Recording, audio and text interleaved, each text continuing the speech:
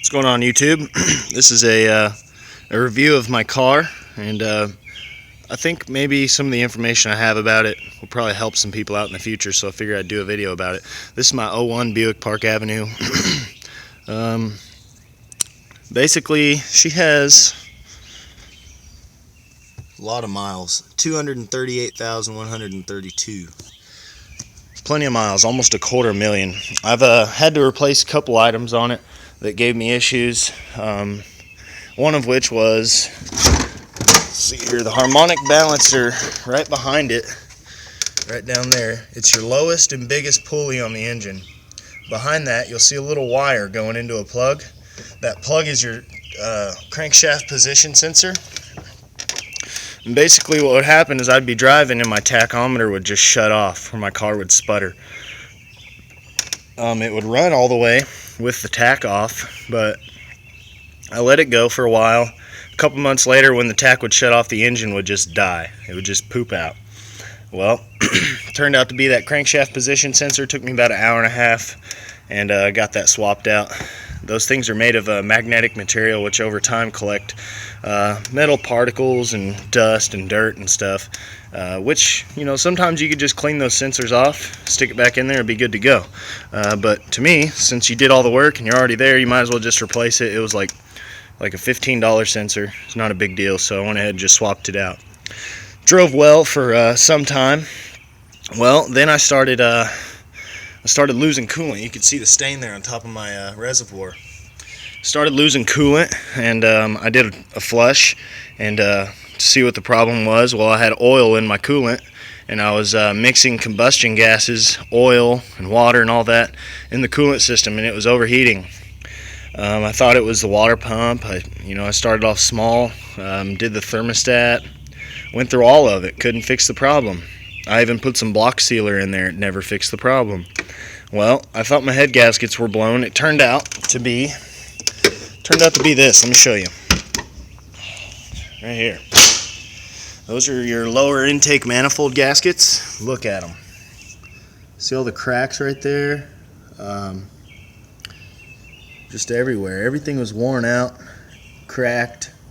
There's cracks along the bottom there, along the edges there. You can just see they're fried. Look at those.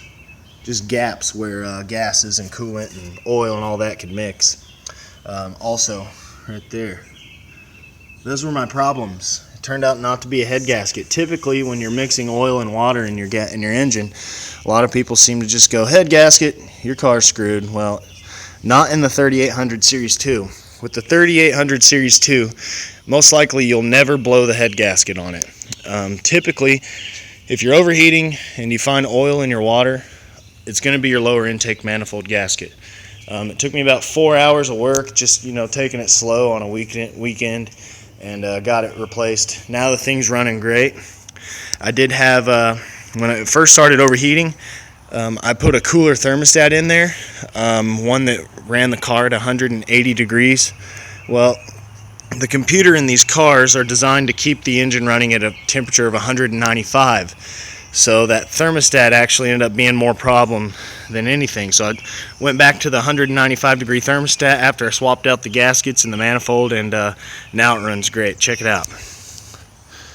250,000 miles almost. I think I'm 12,000 miles off of a quarter, and I'll be at 250,000. Check this out. Whoops. Hear that? Smooth, quiet. 250,000 miles almost. Done all the work myself.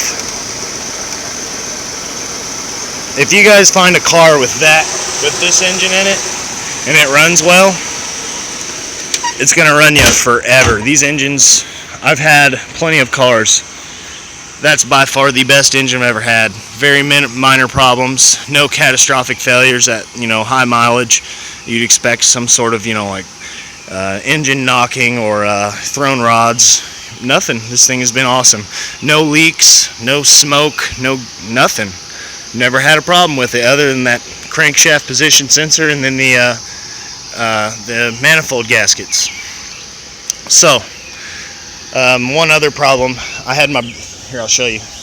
These three lights have been on for a while. Traction control, ABS, and brake. Okay. What that is this. If you get those lights on, go under your car. You see? That is my suspension. That's my shock here. It's an airbag shock. And basically it blew out. You see how it's all ratted out and blown out right here? All these, can't really make it out very well. It's all blown out, okay? Well, that makes the car sag a little bit and set on those springs instead of the air shocks. And it shuts your ABS and traction control off. So when you hit the brakes, your tires will lock up, and if you stomp on the gas, the tires will spin.